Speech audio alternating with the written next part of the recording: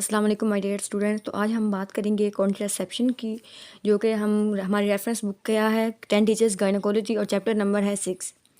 सबसे पहले हम बात कर लेते हैं कि कॉन्ट्रासेप्शन के कौन कौन से मेथड्स होते हैं अकॉर्डिंग टू हमारी रेफरेंस बुक जो है 10 टीचर। तो पहला हमारे पास क्या होता है, combined hormonal contraception. Combined hormonal contraception, combined hormonal contraception जिसे हम CHC भी कहते हैं। इसमें हमारे पास पिल्स भी होती हैं जो ओरली ली जाती हैं, पैच होता है जो ट्रांसडर्मल अप्लाई किया जाता है, इसके अलावा क्या है, रिंग्स होते हैं जो कि ट्रांस विजाइनल इंसर्ट किए जाते हैं। तो ये हमारे पास 3 चीज़ें होती हैं CHC में। ये हमारे पास फर्स्ट मेथड है। सेकेंड हमारे पास मेथड होता है progesterone only progestogen only contraception. Progestogen only contraception. तो इसमें हमारे पास क्या होती हैं, पिल्स भी होती हैं जो हम ओरली लेते हैं। इसके अलावा क्या है, इंजेक्शंस होते हैं, इंजेक्टेबल्स होते हैं, लाइक इम्प्लांट्स होते हैं, इम्प्लांट्स हैं, और क्या है, इंट्रायूट्राइन सिस्टम डिवाइस होती हैं, IUCDs होती हैं। ठीक है, ये हमारे पास कौन से मेथड्स हैं, इसमें होती है प्रोजेस्टेरोन ओनली कॉन्ट्रासेप्शन। इसके अलावा क्या है, कुछ बैरियर मेथड्स भी होते हैं। बैरियर मेथड्स, उनमें क्या है कि कॉन्डोम्स वगैरह होते हैं या फिर कैप्स वगैरह होती हैं, फीमेल डायफ्राम जिसे हम कहते हैं, डायफ्राम्स एंड कैप्स वगैरह।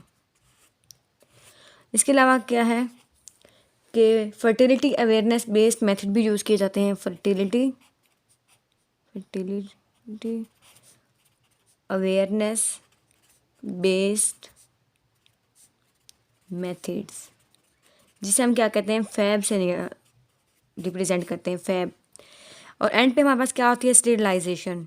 स्टेरिलाइजेशन जो कि मेल स्टेरिलाइजेशन भी होती है और फीमेल स्टेरिलाइजेशन भी होती है। तो ये थे हमारे पास कुछ मेथड्स जो इनकी अब हम डिटेल में बात करेंगे। सबसे पहले हम बात कर लेते हैं मैकेनिज़्म ऑफ एक्शन की। ओवरऑल मैकेनिज़्म ऑफ एक्शन क्या होता है। मैकेनिज़्म ऑफ एक्शन मतलब जितनी भी हम कॉन्ट्रासेप्शन वगैरह जो मेथड यूज़ करते हैं उनके मैकेनिज्म ऑफ एक्शन क्या होते हैं। तो कुछ हमारे पास जो मेथड्स हैं उनमें वो क्या करते हैं, ओव्यूलेशन को प्रिवेंट करते हैं, ओव्यूलेशन को प्रिवेंट करते हैं। तो उनमें हमारे पास क्या होते हैं, कंबाइंड हार्मोनल मेथड्स होते हैं, और क्या है, प्रोजेस्टेरोन ओनली इंजेक्टेबल्स होते हैं, और प्रोजेस्टेरोन ओनली इम्प्लांट्स वगैरह होते हैं। इसमें क्या होते हैं, कंबाइंड हार्मोनल कॉन्ट्रासेप्शन, और क्या है, प्रोजेस्टेरोन ओनली पिल्स, और क्या है, प्रोजेस्टेरोन ओनली इम्प्लांट्स। तो ये जो मेथड्स हैं इनमें क्या होता है कि ओव्यूलेशन को प्रिवेंट कर रहे होते हैं। इसके अलावा कुछ हमारे पास मेथड्स होते हैं जो क्या करते हैं, स्पर्म को उस साइड तक जाने नहीं देते, स्पर्म को प्रिवेंट करते हैं, sperm reaching to the oocyte. किसको प्रिवेंट करते हैं, स्पर्म को रीच नहीं करने देते toward the oocyte, reaching oocyte. तो इसमें हमारे पास कौन से मेथड्स होते हैं, इसमें क्या है, female sterilisation and male sterilisation. जब स्टेरिलाइजेशन हो जाती है तो जो स्पर्म है वो साइड तक जा नहीं सकता, मीन्स के यूट्रस से आगे फेलोपियन ट्यूब में जो उसने मूव करना होता है तो वो फेलोपियन ट्यूब में नहीं जा सकता। इसकी वजह से फिर फर्टिलाइजेशन वगैरह का प्रोसेस भी नहीं होता। इसलिए आप कुछ ऐसे हमारे पास मेथड होते हैं जो क्या करते हैं, एम्ब्रियो को इम्प्लांट नहीं होने देते यूट्रस में। मीन्स कि एक एम्ब्रियो फर्टिलाइजेशन हो गई है लेकिन उसे इम्प्लांटेशन नहीं होने देते यूट्रस में। क्या करते हैं, प्रिवेंट करते हैं एम्ब्रियो इम्प्लांटेशन इनटू यूट्रस में इम्प्लांट नहीं होने देते। तो उसमें हमारे पास कौन से मेथड हैं, कॉपर IUD है, कॉपर IUD इंट्रायूट्राइन डिवाइस। इसके अलावा क्या है, LNG IUS लीवोनोर्जेस्ट्रिल LNG IUS intrauterine system.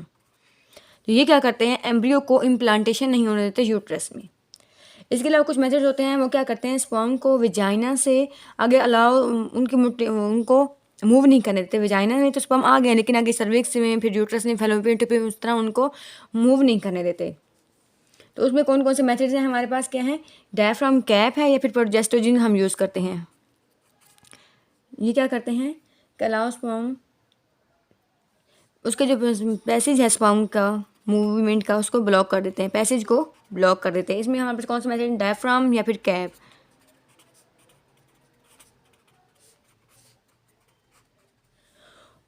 और कुछ क्या करते हैं कि स्पर्म को इंटर नहीं होने देते विजाइना में ही इंटर नहीं होने देते। कुछ मेथड्स प्रिवेंट करते हैं sperm entering the vagina, sperm entering the vagina. उनमें क्या हो जाते हैं कि बैरियर मेथड्स जो होते हैं वो उसमें प्रेजेंट हैं, और फैब जो फर्टिलिटी अवेयरनेस बेस्ड मेथड है, फैब, और क्या है, बैरियर मेथड्स, बैरियर मेथड्स। तो ये क्या करते हैं, ये हमारे पास था ओवरऑल मैकेनिज्म ऑफ कॉन्ट्रासेप्शन। इसके अलावा क्या है कि परसेंटेज होती है, वो मैंने एक्सपीरियंस के कुछ परसेंट एक साल में उन्होंने क्या किया है कि कॉन्ट्रासेप्शन प्रोवाइड किया, और एक साल के बाद उन्होंने रिजल्ट देखा है जो टिपिकल यूज़ था। टिपिकल यूज़ के मतलब उसमें फेलियर के चांसेस जो है वो रेट जो है वो ज़्यादा होता है टिपिकल यूज़ में, क्योंकि उसमें कंप्लाइंस देखी जाती है, मीन्स के जो पेशेंट है उसने पेशेंट इन्वॉल्व होता है इस मेथड में। देखिए अगर वो कोई मेथड यूज़ नहीं कर रहा तो टिपिकल यूज़ और परफेक्ट यूज़ वो तो इक्वल है, 85% है। ये जो इसके परसेंटेज है ये बहुत इंपॉर्टेंट है MCQs के हवाले से, और आपको आइडिया होना चाहिए कि मतलब कौन सा जो मेथड है वो ज़्यादा इफेक्टिव है। 100% इफेक्टिव मेथड कॉन्ट्रासेप्शन के लिए तो कोई भी नहीं है, लेकिन फिर भी इनकी जो परसेंटेज है वो वेरी करती है। अगर कोई कपल जो है वो fertility awareness based method use कर रहा है तो उसमें टिपिकल यूज़ जो है, अगर वो टिपिकल यूज़ करता है मीन्स उसमें कंप्लाइंस नहीं होती ठीक से, तो 24% जो है वो उसमें अनइंटेंडेड प्रेगनेंसी का चांस होता है, और अगर वो परफेक्ट यूज़ करता है तो फिर 0.4 to 0.5 होता है। इसके अलावा अगर कोई मैरिड मेथड यूज़ कर रहे हैं मेल या फिर फीमेल, तो उसमें देखें कि 18 to 12, 18 या फिर 12 होता है टिपिकल यूज़ करने के बाद भी 18 to 12% जो है वो फेलियर रेट है इसमें। लेकिन परफेक्ट यूज़ के बाद 2% या फिर 6% इसमें परफेक्ट रेट है। इसके अलावा क्या है कि प्रोजेस्टेरोन ओनली पिल, POP जो यूज़ करते हैं उनमें क्या है, ये भी पिल्स होती हैं, कुछ पिल्स जो है मिस हो जाती हैं, इस तरह कोई कॉम्प्लाइंस जो है वो ठीक नहीं होती, क्योंकि ये पेशेंट पे डिपेंड करती हैं, तो इसलिए इसमें 9% जो है फेलियर चांस है, और अगर परफेक्ट यूज़ होता है फिर 0.3% फेलियर चांस है। इसी तरह ये कंबाइंड हार्मोन कॉन्ट्रासेप्शन, इसमें भी क्या है कि पिल्स वगैरह होती हैं या फिर कोई पैच वगैरह या रिंग वगैरह, इसमें मतलब पेशेंट जो है उसकी कंप्लाइंस इन्वॉल्व हो रही होती है, तो जब वो ठीक से यूज़ नहीं करते तो उसमें 9% फेलियर रेट है, और क्या है कि परफेक्ट यूज़ के बाद भी 0.3 है। इसके अलावा क्या है, प्रोजेस्टेरोन ओनली इंजेक्टेबल्स जो कि 3 मंथ के बाद इंजेक्शन लगने होते हैं, और पेशेंट अगर जो है 3 मंथ की बजाय 3.5 मंथ या फिर 4 मंथ के बाद आता है, मीन्स के पेशेंट पे डिपेंड हो रहे हैं, तो भी इसमें टिपिकल यूज़ जो है उसमें 6% फेलियर रेट है, और अगर वो परफेक्ट यूज़ करता है फिर 0.2 है। इसके अलावा क्या है, कॉपर IUD, और इसमें क्या है कि ये इंट्रायूट्राइन डिवाइस होती है जो कि 3 से 5 साल के बाद रखवानी पड़ती है। एक दफ़ा रखवा लिया उसके बाद दोबारा, मीन्स कि इसमें पेशेंट की कंप्लाइंस जो है इन्वॉल्व नहीं हो रही, जस्ट जो प्रोसीजर करने वाला है, जो उसको कॉन्ट्रासेप्शन डिवाइस रखने वाला है उसके डिपेंड करता है कि उसे कितना ज़्यादा है, वो कितना एक्सपीरियंसड है। इसमें जो टिपिकल यूज़ के बाद जो फेलियर रेट है वो क्या है 0.8 है, और परफेक्ट यूज़ के बाद क्या है 0.6 है। LNGIUS इसमें भी क्या है कि 0.2 है, बहुत कम है इसमें, और प्रोजेस्टेरोन ओनली इम्प्लांट सबसे ज़्यादा जो टिपिकल यूज़ के बाद जो इफेक्टिव मेथड है टिपिकल परफेक्ट यूज़ के बाद वो क्या है 0.05, जो क्या है प्रोजेस्टेरोन ओनली इम्प्लांट। तो ये थे हम। और इसके बाद क्या है कि male sterilisation and female sterilisation के बाद क्या है कि 0.5 जो है टिपिकल यूज़ के बाद भी 0.5% जो है इसका फेलियर रेट है, और परफेक्ट यूज़ के बाद क्या है इसके परफेक्ट यूज़ के बाद भी 0.5 है। ये जो सेम है, ये इसलिए सेम है इनके जो टिपिकल यूज़ परफेक्ट यूज़ के बाद, क्योंकि इसमें पेशेंट इन्वॉल्व ही नहीं हो रहा, इसमें जस्ट जो है एक्सपीरियंस बनता चाहिए। इसमें जो है जो डॉक्टर वगैरह हैं वही इन्वॉल्व हो रहे हैं, मीन्स के पेशेंट की कंप्लाइंस इसमें मैटर नहीं कर रही, इसलिए इनका टिपिकल यूज़ और परफेक्ट यूज़ भी सेम है। तो इस टेबल से हमने ये देखा है कि सबसे ज़्यादा जो मोस्ट इफेक्टिव मेथड है वो क्या है प्रोजेस्टेरोन ओनली इम्प्लांट, जिसके फेलियर के चांसेस बहुत कम है, विच इज़ 0.05। ठीक है। इसके बाद मैं आपको कुछ बता देती हूँ कि हमारे पास कुछ डेफिनेशंस वगैरह होती हैं, जैसे लार्क क्या है, लार्क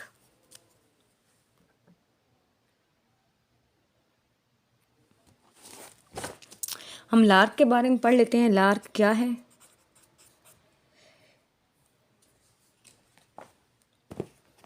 ये क्या है, long acting reversible method of contraception. Lark से क्या बनता है, long acting reversible method of contraception, reversible method of contraception. Lark की जो टर्म है ये बहुत ज़्यादा यूज़ होती है, इसलिए मैं आपको बता रही हूँ कि लार्क क्या चीज़ है। इसमें वो मेथड्स यूज़ होंगे जिनकी एडमिनिस्ट्रेशन जो है वो लेस देन 100 पर मंथ, जिसकी एडमिनिस्ट्रेशन क्या हो, less than once per month, means कि एक मंथ में एक दफ़ा से भी कम एडमिनिस्टर करना पड़े, वंस पर मंथ। इसमें कौन कौन से हमारे पास मेथड्स आ जाते हैं, इसमें इंजेक्टेबल्स आ जाते हैं, इंजेक्टेबल्स। इसके अलावा क्या है, इम्प्लांट्स हैं, इंट्रा यूट्राइन डिवाइसेस हैं, IUD इंट्रा यूट्राइन डिवाइसेस। देखिए जो हमारे पास इंजेक्टेबल्स होते हैं ये हमने 3 मंथ्स के बाद इंजेक्शन लगना होता है प्रोजेस्टेरोजिन ओनली इंजेक्टेबल्स का। इम्प्लांट्स जो हैं, इम्प्लांट्स भी 3 साल के बाद रखवाने पड़ते हैं। IUD भी है, इसका भी 3 से 5 साल का पीरियड होता है, उसके बाद ही दोबारा इन्हें चेंज करना पड़ता है। तो मीन्स के इन्हें less than once per month जो है इसकी एडमिनिस्ट्रेशन है, ठीक है। इसके बाद क्या है कि हम सेफ्टी का क्राइटेरिया पढ़ लेते हैं। WHO के अकॉर्डिंग जो है मेडिकल एलिजिबिलिटी क्राइटेरिया, जिसे हम मैक क्राइटेरिया कहते हैं, medical eligibility criteria modified from WHO criteria, जिसे हम कहते हैं मैक क्राइटेरिया ऑफ WHO। तो इसमें हमारे पास 4 कैटेगरीज होती हैं। ये मैं आपको सारी जो इम्पोर्टेंट बातें हैं वो पहले बता रही हूँ, उसके बाद हम प्रॉपर मेथड स्टार्ट करेंगे, ठीक है। तो इसमें क्या है कि कैटेगरी 1 में क्या होता है, कैटेगरी 1 में ये है कि इसमें जो जिस पेशेंट को हम दे रहे हैं उसमें कोई रिस्ट्रिक्शन नहीं होती। कॉन्ट्रासेप्शन यूज़ के लिए a condition for which there is no restriction for the use of contraceptive method, means के कॉन्ट्रासेप्शन मेथड के लिए यूज़ करने के लिए उसे कोई रिस्ट्रिक्शन नहीं है, नो रिस्ट्रिक्शन। कैटेगरी 2 में वो होते हैं पेशेंट, इसमें ऐसी कंडीशन होती है, इसमें एडवांटेजेस ज़्यादा होते हैं रिस्क से, कि इसमें क्या है, एडवांटेजेस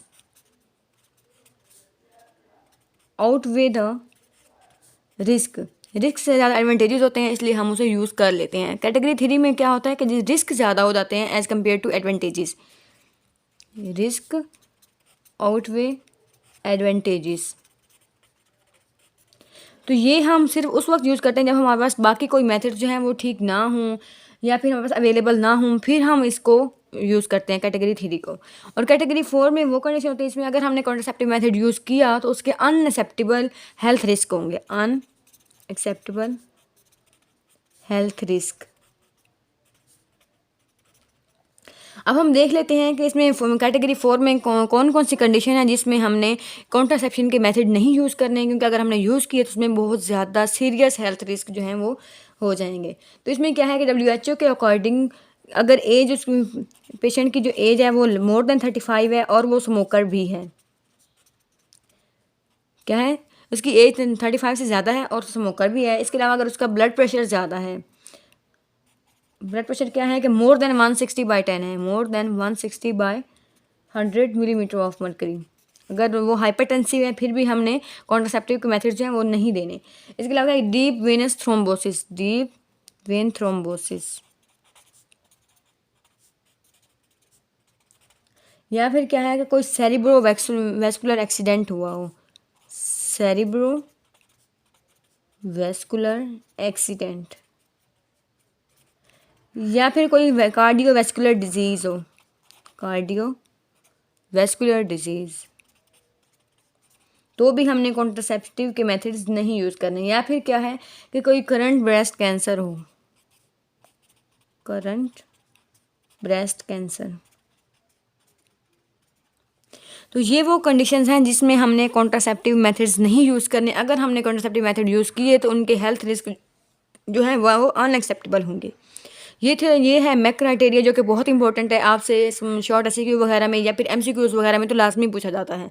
अब MCQs वगैरह में क्या है कि सिनेरियो दे देंगे, अगर एक हमारे पास एक पेशेंट क्लाइंट आई है, उसकी एज 35 से ज़्यादा है और स्मोकर भी है, या फिर डीप वेनस थ्रोम्बोसिस है, या फिर कोई सेरिब्रोवैस्कुलर एक्सीडेंट हुआ है, या कार्डियोवैस्कुलर की कोई डिजीज़ है, तो हम उसे कॉन्ट्रासेप्शन देंगे या नहीं, अब ये हमारे माइंड में होगा तो तभी हम उसे बता सकेंगे, उसे हम देख सकेंगे कि हमने कॉन्ट्रासेप्टिव मेथड यूज़ करना है या नहीं यूज़ करना। बाकी की डिटेल्स मैं आपको नेक्स्ट पार्ट में बता देती हूँ।